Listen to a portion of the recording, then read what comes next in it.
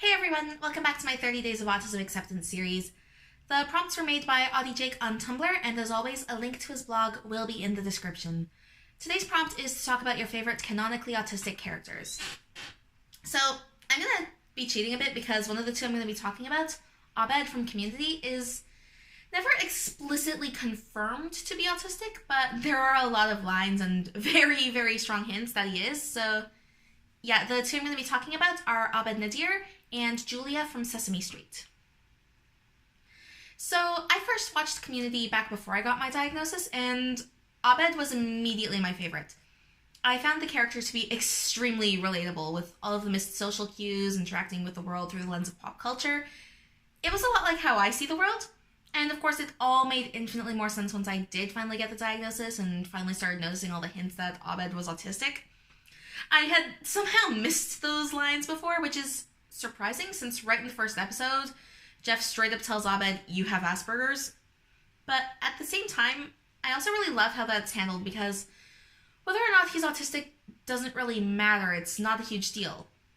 There's another line that Abed says in a different episode, "On the spectrum, it's none of your business," and I just love that. They never really specifically confirm it in the show since Abed never does actually get a diagnosis, which is part of the reason. Well, it's probably the biggest reason, but there are strong hints, and at the end of the day, as much as he is written to be that way, no one in the show makes a huge deal out of it. Abed is Abed, and his friends love him no matter what. In a way, it kind of reminds me a lot of the relationships that I have with my own friends. They loved me before I got my diagnosis, and they still love me now, even though I am sure that there are times when I'm a lot to handle. I don't watch Sesame Street now, though I think I did a few times when I was a little kid. I do remember having Big Bird books back in kindergarten, but I was absolutely thrilled when I found out that Sesame Street was going to have an autistic Muppet. They brought her in around the same time that I was going through the process of getting my diagnosis, and she first appeared on the show, I think, about a month before I actually got the official diagnosis. While I may not watch the show, I have looked up clips of Julia on YouTube, and honestly, the first time that I saw that 10-minute clip of her being introduced, I cried. I cried a lot.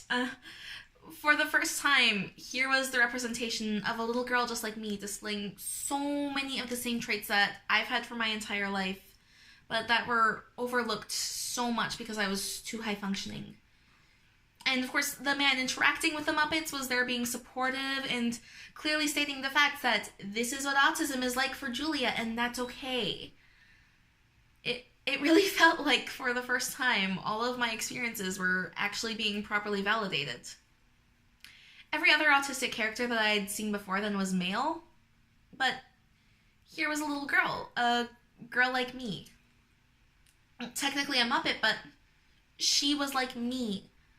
And I honestly wish that I could have had Julia in my life when I was a kid, but at least she exists now, and I am so glad that she does because that representation is so important for kids to see, especially since she's being accepted rather than judged, because children need to see that. They need to see that it's okay to have neurological differences and that everyone can have those differences.